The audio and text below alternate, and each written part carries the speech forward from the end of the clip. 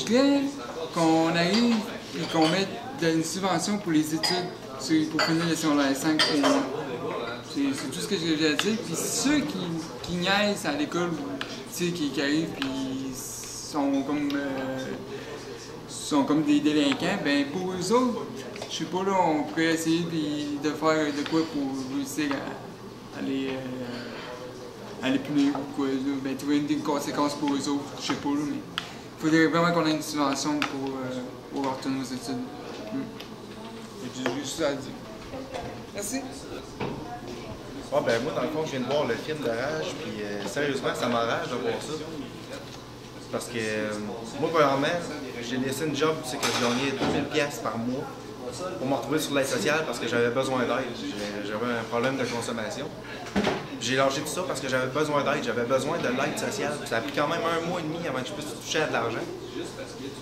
Puis je me compte chanceux parce que j'ai regardé du monde qui ont en faire des demandes qui ont eu beaucoup de problèmes. Puis moi, je pensais que la normalité, c'était comme qu'est-ce qui m'est arrivé, mais je me rends compte que qu'est-ce qui est normal, c'est que ça soit beaucoup plus long et beaucoup plus dur que ça.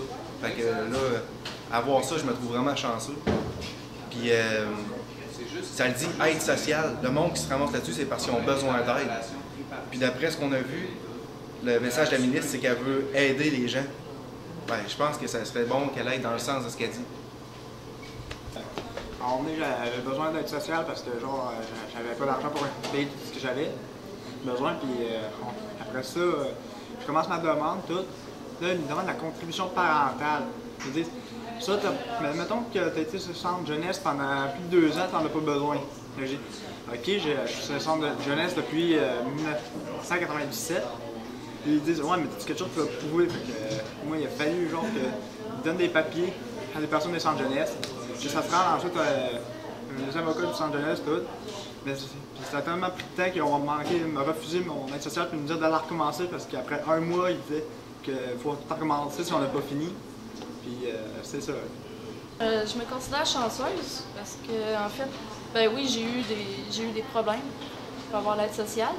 Mais ça m'a pris environ 4 mois. Je pense que c'est quasiment rien comparé à d'autres cas que j'ai pu remarquer. Un résident avec nous à la maison, ma Frédéric. Souvent, ben, en fait, j'ai passé à deux bureaux d'aide sociale différents, celui de Lévis et celui de Québec. J'ai eu pas mal j'ai eu des papiers à remettre, sauf que je recevais les lettres en retard à cause de travaux, puis bon, la grève de la poste et tout. Donc souvent, c'est ça, ma demande a été annulée plusieurs fois. Il a fallu que j'aille faire signer des papiers. Il a fallu que je contacte mon père, qui était assez difficile à contacter. Il a fallu que je le contacte 2 fois pour faire signer le même papier.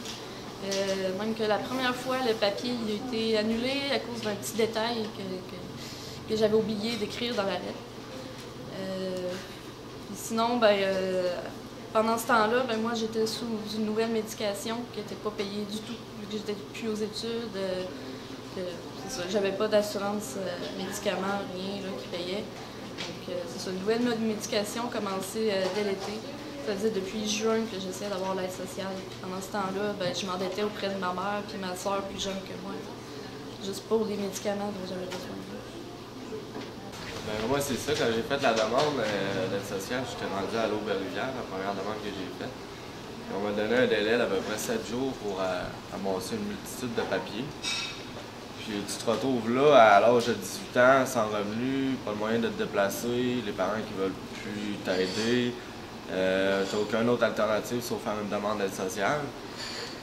Je trouvais ça un peu irréaliste d'avoir à faire ça. Je l'ai fait, j'ai réussi à le faire malgré tout parce que j'avais vraiment la volonté d'avoir de l'aide, puis c'était mon dernier recours.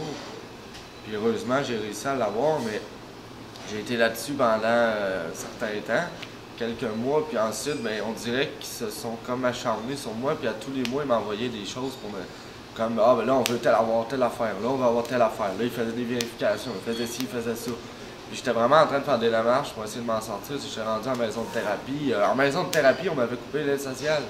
Parce que j'étais rendu en maison de thérapie, puis là, il manquait un papier, puis ça le prenait, ce papier-là, absolument. Mais moi, je peux pas sortir de là, je peux pas me déplacer. Je leur avais dit que c'était un papier pour le chômage. Je leur avais dit que que j'attendais en tout cas de me relever d'emploi pour le faire, tout ça, puis que c'était correct. Puis quand j'allais le recevoir, il allait l'avoir. Il m'avait coupé quand même. Mais constamment, on dirait que pendant à peu près 1 à 2 mois, il avait trouvé tout le temps une affaire pour pas que je reste sur l'aide sociale. T'sais, on prenait pas en considération la démarche que je faisais. Puis l'aide que j'avais besoin, on me la donnait pas. T'sais, moi, dans ma tête, je reste pas sur l'aide sociale pendant 1 an, j'ai besoin là pour m'en sortir. Vous voyez, ça me fâche encore d'en parler aujourd'hui. J'avais besoin là, puis j'en ai besoin, puis j'ai besoin d'être soutenu. Le gouvernement est supposé me soutenir quand j'ai de la difficulté. Puis c'est pas ce qui se passe aujourd'hui. Il y a plein de gens là, qui vivent des problèmes dans leur vie, puis ils sont pas nécessairement responsables de leurs problèmes qu'ils vivent.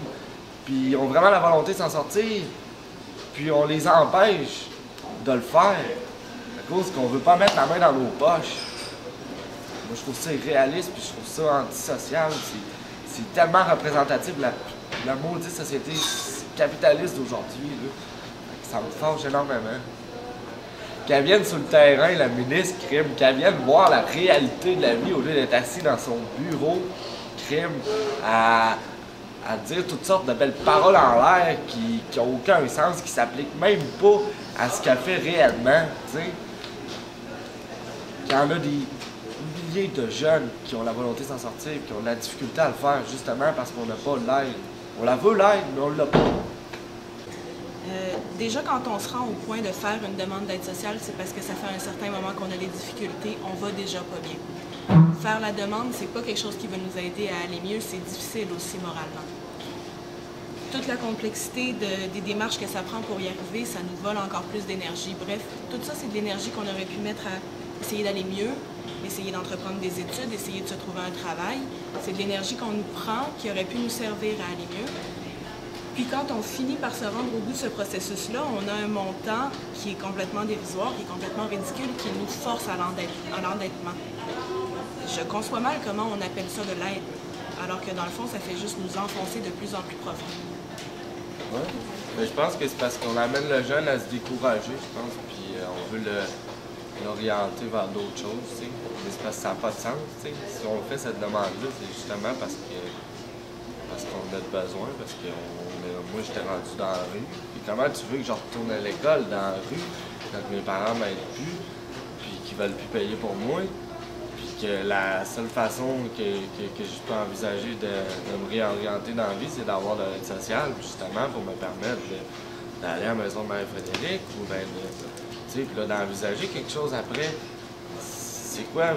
On veut que je parte de la rue, là, puis que je chie de l'argent, puis que j'aille aux études? L'argent, ça ne pousse pas dans les airs. Je peux pas partir d'être dans la rue et décider du jour au lendemain que je m'inscris à l'école. Je n'ai pas d'argent, ça part d'où ça? Tu sais, qui c'est? Puis personnellement, je vais essayer d'aller me trouver un emploi.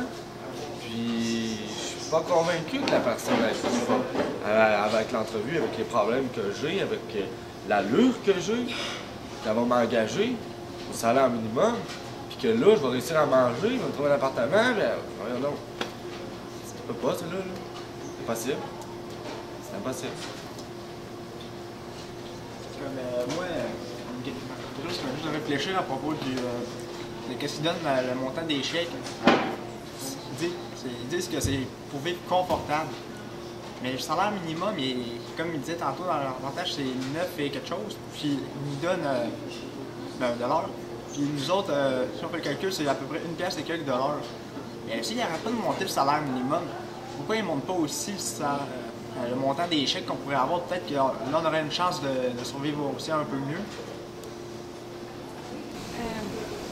OK.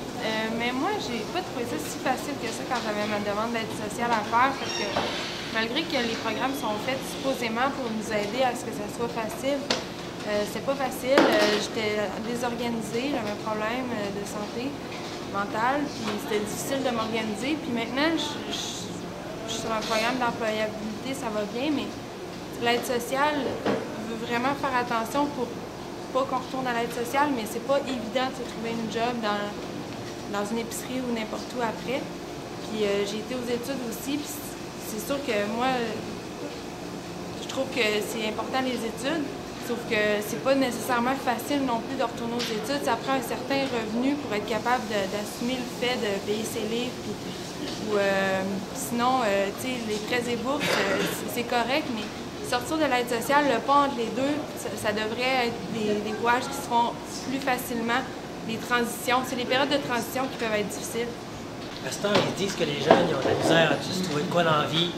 Puis, tu sais, en même temps, comment je vais dire ça? Excusez-moi, c'est parce que la caméra est stressante. Moi, c'est ça, c'est parce que l'affaire, on a la possibilité de faire ce qu'on veut à cette heure, mais on sait pas quoi faire parce qu'on est comme bullshité un petit peu à l'école aussi, parce que, tu sais, en même temps, ça prend du temps à trouver qu'est-ce qu'on veut dans la vie. On a la possibilité de tout faire à cette heure. Fait que dans le fond, tu sais, c'est comme... Je suis décrocheur scolaire moi aussi. J'ai enseigné à l'école de cirque de Gaspé. J'ai enseigné pendant 3 ans, sans même avoir fini mon secondaire 5. J'ai touché à des classes de personnes que même personne n'a connu jusqu'à date. Puis c'est extrêmement difficile de justement se trouver un but, savoir quoi faire, mais quand on l'a trouvé, c'est pas plus facile de continuer le but. C'est plus facile, c'est difficile encore. Il faut juste se fixer des bons objectifs à long terme et non à court terme, en fait, face à nos buts. Là. En tout cas, je sais pas si vous suivez tout jusqu'à là. Tu sais, c'est ça. C'est comme compliqué un peu de se trouver un but dans la vie, puis quand on l'a, ben, c'est dur de le maintenir pareil. Mais c'est sûr et certain qu'avec un coup de main aussi, s'ils donnent des cours à l'école, c'est de l'orientation encore plus spécialisée, tu sais, encore là, c'est compliqué. Il faudrait justement avoir, je sais pas, de l'aide encore plus profonde que justement avoir de l'argent ou peu importe avec l'emploi Québec, c'est plus psychologique ou mental, ça monte à loin les problèmes, ça monte loin les buts qu'on se fixe aussi, tout ça. Merci. Merci.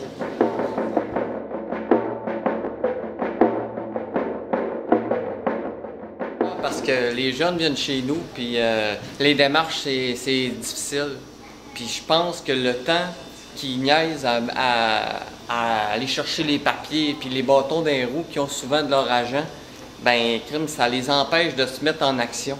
Puis moi, je pense que s'ils se mettaient en action tout de suite, qu'il n'y avait pas d'efforts, ben en tout cas, là, oui, il y a des efforts minimum, mais je veux dire, si c'était pas lourd d'aller chercher de l'aide sociale, ben je pense qu'ils seraient moins longtemps sur l'aide sociale. C'est un petit peu ça qui m'insulte. Le problème, c'est la proximité, en fait. Puis on le voit bien, la ministre Julie Goulet, qui se pense ou qui dans son discours, elle se sent proche de sa population, mais on la voit pas. Puis bon, on la suit pas dans son quotidien non plus, mais je pense qu'elle n'est pas proche des réalités des gens sur l'aide sociale dans le quotidien. Puis c'est ce qui fait une grosse différence. Puis je veux pas faire l'éloge de M. Amirkadir, mais je pense que dans son milieu militant, puis dans son environnement à lui, justement plus axé dans la pratique. Puis je pense que c'est un problème fondamental. Puis c'est pas seulement sur l'aide sociale, on l'a vu pour les prêts et bourses aussi. Puis juste le fait, en fait, l'accessibilité des gens, puis on dirait, il y a une espèce de hiérarchie qui est malsaine derrière ça. Il y a quelqu'un qui en a parlé dans la vidéo, il parle du vendeur de poudre qui arnaque le système versus le Big Shot qui a des paradis fiscaux. Puis, mais le Big Shot est mieux vu parce qu'il se promène en veston-cravate, souvent il fait des études ou il y a de l'argent, il y a un yak ou whatever. Fait que je pense qu'il y a beaucoup cette espèce de mauvaise hiérarchie-là qui est malsaine puis qu'on tend toujours vers le haut parce que l'autre personne a de l'argent. Puis, qu'est-ce qui est inaccessible aussi, puis on pourrait dire inacceptable facilement, c'est le fait de ne pas pouvoir, juste quand dans la vidéo encore on a vu les gens qui sont allés remettre des documents à la ministre. Bon, la ministre n'était pas là ou on ne l'a pas vu du moins. Il y avait son représentant, mais ils ont pu rentrer seulement à 3 dans un bureau qui est en fait public. Ça c'est à mon avis un peu aberrant. Puis on le revoit souvent ce problème-là dans n'importe quelle manifestation ou univers social. Tu essaies d'accéder au ministère qui est ton représentant à toi. Puis t'es coupé, t'es tout le temps juste à l'entrée, puis non, c'est 3 maximum personnes, puis là t'as des bonnes soeurs qui te bloquent. Fait que le problème est là, c'est en fait le contact, il n'y a pas de proximité entre l'État et nous. Puis c'est ça. Puis moi, qu'est-ce qui m'a marqué le plus dans le film, je pense, c'est à l'Assemblée nationale, la ministre Julie Goulet qui a dit, puis c'est même repris sur le mot, mais elle a dit on leur donne un montant confortable. Puis elle a vraiment, c'est ces mots, là, je la cite. Là. Puis là, c'est 600 quelques dollars par mois. Là, en tout cas, ça prend pas un bac en économie pour savoir que 600 quelques $ par mois, c'est pas confortable. Moi, ce que je remarque, c'est qu'on fait des budgets avec ces jeunes-là, les jeunes qui viennent chez nous. Puis, le logement qu'ils payent chez nous, c'est vraiment pas cher. La nourriture est comprise. Puis, ils font leur budget. Puis, c'est un peu, là, je reprends un peu ce qui était dit, mais c'est une réalité qui est commune chez nous. C'est qu'ils se ramassent avec 3 piastres qui leur restent dans leur poche. Là. Puis là, c'est rien. Là, il y a encore leur dette. Là. Ils ne payent pas leur carte de crédit. Ils ne payent pas en tout cas, les cossins qui avaient à payer, les personnes à qui ils ont emprunté. J'essaye souvent d'encourager les résidents à faire les démarches puis que ça va aboutir. Par contre, avec le temps, j'ai vu que c'était compliqué, que c'était ardu, que c'était pas toujours réaliste. Premièrement, il y a souvent des jeunes qui arrivent sans papier, sans identité, pas de numéro d'assurance sociale, pas de certificat de naissance, pas de carte d'assurance maladie, pas de permis de conduire. Ça prend des pièces d'identité pour faire une demande.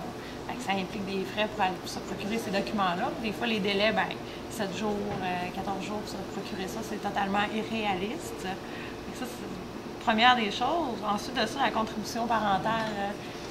J'ai vu beaucoup d'agents, sachant que pour le jeune, c'était impossible, voire néfaste, malsain, de rentrer en contact avec ses parents, de lui demander de le faire quand même, faute de quoi ça ne pourrait pas fonctionner.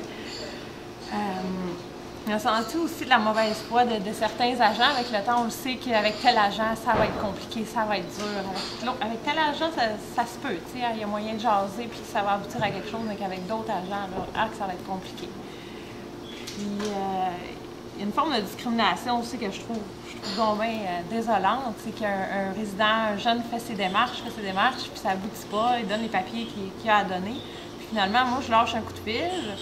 Puis le jeune a essayé d'appeler, il n'y a jamais eu de retour d'appel. Moi, j'appelle, bonjour, Marianne Robitaille, intervenante, j'aimerais savoir un retour d'appel. Dans l'heure, j'ai un retour d'appel, j'explique la situation, tel jeune a fourni les papiers, je confirme que l'état de sa situation actuelle. La personne me dit, parfait, je vais regarder son dossier, puis je vous rappelle d'ici 4 heures. Puis souvent, on me rappelle, parfait, la personne va avoir son chèque.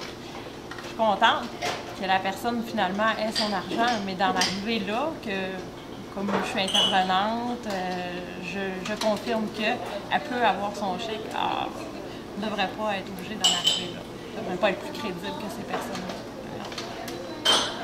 Moi, ce que j'ai remarqué aussi chez certains de nos résidents, c'est des choses qui reviennent dans le film, mais qui correspondent aussi à la réalité de ce qu'on vit à la maison Marie-Frédéric. C'est des jeunes qui veulent aller dans un cours puis qui ne sont pas subventionnés parce que le cours, il n'y a pas de débouché ou je ne sais pas trop quoi.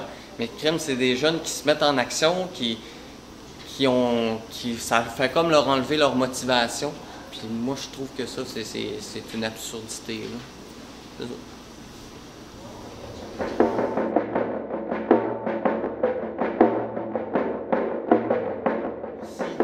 Des agents qui arrivent, là, eux autres, là, ils viennent sauver l'argent de la classe moyenne. Là, ils sont là, ils ont une mission sacrée, là, ils vont empêcher le monde d'abuser du système. Là, ils décident, là, c'est qui les bons jeunes, c'est qui les mauvais jeunes. Là.